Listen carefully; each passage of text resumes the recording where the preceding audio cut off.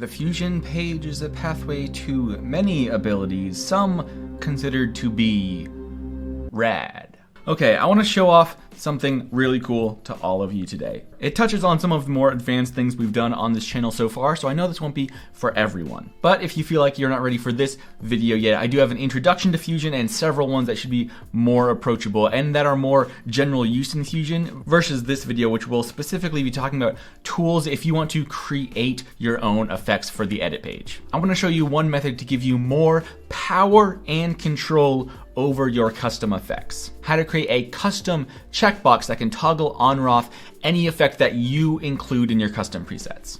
And to do that, we are starting here in the Fusion page. I already have a little bit set up. I dropped a clip on a timeline in the edit page. That's this media in this halo clip. And then I have that coming into a radial blur effect, which you see here, going into a color correction, which just has this hue shifted off a little bit here. Now this looks awful, but that is not the point. We're going to package up these two nodes and turn them into a drag and drop preset for the edit page. But first, check this out. On both of these effects, of course, they have all the controls in the inspector for the actual effect, but both of them also have this settings tab. And if we click on that, we'll see that they both have this blend option. And if we slide this blend, we'll see that that blend really controls how much of the effect gets added onto the scene. So I am dragging the blend on this color correction and it's going back to the default image, then back up to the full force of the effect. On some effects, this is fairly smooth. On other effects, like if I did this on a transform node with a pretty drastic transform move, you would start to see like two images at once and they wouldn't really blend. But both of these should work pretty well. So watch what we can do. I'm going to right click on this color corrector node, and then I'm going to come up to edit controls. I will click that, and that will give me this pop-up. This pop-up is very powerful, but it does have a lot of its own quirks. But I'm going to narrowly look at what I want to talk about today, and that is creating a new control. In the inspector, you have all the controls for an effect, but you can actually modify or create a new control at any time on any node with this pop-up. So we are going to create a new control that is just color corrector on off. We are going to leave this type as number. And over here on input, I'm going to come down to checkbox control. I will select that. And then over here on pages, by default, it will create a new page, but I'm going to click correction, which is that front page with all these options as well, just to keep all our options together. I'm not gonna mess with any of these other options because by default, it is a checkbox. It has two states, off or on. So by default, this range will be 0 to 1, which will exactly line up with this blend slider we want to adjust. You could set a manual range along with a host of other options, but this is fine for us. I'm going to click OK.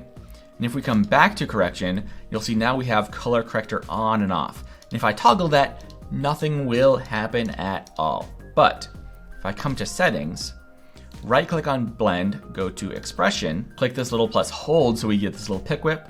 I can hold over correction and then come down to color corrector on off, release that, and you'll see it will write an expression tying that to that checkbox control. So now, if we're back on correction, if I uncheck that box, it turns off the effect. Notice this toggle is still on, but actually over in settings, what that checkbox did was pull that blend slider all the way down. So now, on, off. And the big difference between this checkbox and this check on the effect is that this is something we can bring to the edit page. But first I'm gonna do the exact same thing on this blur over here. I'm gonna right click, go to edit controls, call this blur on off checkbox on the controls page. Okay, now this checkbox is here as well, so we can go to settings, create an expression on that blend, pick whip over to that controls page, and then blur on and off. You'll see that one was off, but now we can toggle that on as well. And now to actually build our effect for the edit page, I'm gonna select both of these nodes, right click, and come up to macro, create macro. I'll just name this something awesome like an awesome effect. And this pop-up lets you select which options you want to import from the Fusion page to have access to in this macro, which we will use on the edit page. You see that first we do have this radial blur. So I'm gonna select the main control for that smooth strength, and then I'm gonna check the blur on and off as well, then come down to corrector, This has a lot of options packed in because the color corrector is so intense, but I'm going to come down and select this hue 1. I know this is the hue of the many different hues we want because I can see that this default has been modified a little bit, so I know that's the one I want.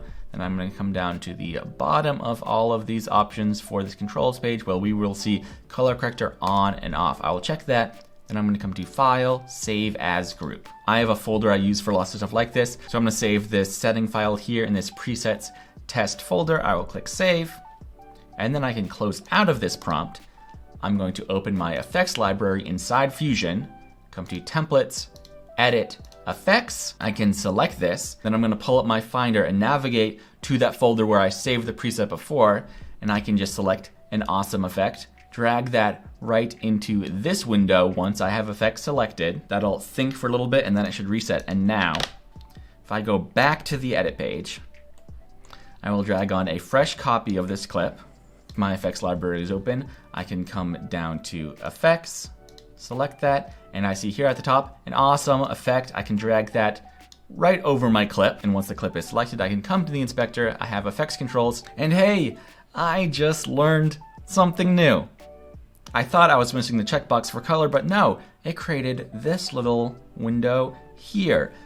That is very interesting. I'm gonna remember that for a while, but let me fix it for all of you. I'm gonna come back to this first effect, come over to color corrector, right click on here, go to edit controls, come down all the way to where we will have our color corrector on off. I'm gonna try bumping this to user, click OK, then let's try making that again. Just the way these brought these in, it jumbles up the order, but hue, color corrector on off, and then blur, smooth strength, and blur on off,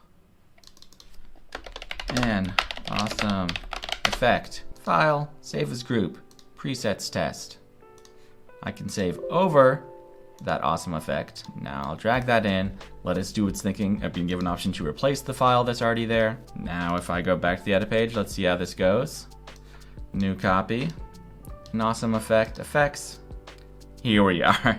I know I flew through that correction. Let me explain very quickly what happened. Because I created that new checkbox control and I assigned it to a specific page, it pulled that page data in when the macro was created. I haven't run into that before. It's very exciting for options going forward, but it is something to be aware of if you create this yourself. That did happen because I manually chose that page. By default, any new controls will be on that user page if you don't select anything, and those will all be consolidated when you create a macro. But now we have our effect. Here we can drag it onto any clips. And in the inspector, of course, we have these controls for changing the hue or this blur strength. But for both of these effects, we also just have a master toggle on and off. If you don't want the color, if you don't want the blur, it's that easy. And this is a very simple example. We just have this one hue slider, but I could have brought in a whole host of color options and it just would be very easy to uncheck all of those and functionally disable the node from here. Like I said, this video was a little more advanced, but I am starting to reveal all my secrets. There are so many behind the scenes sort of tips and tricks that I've learned packaging up some of my own effects. And I'm going to start bringing them to you, starting with this nifty checkbox control. I know I've talked a lot about presets on this channel. I hope that's something all of you are interested in. If you have created any of your own presets, I would love to see those. And hopefully with more videos like this, those presets can be even more powerful. Thanks for watching. I'll see you next time.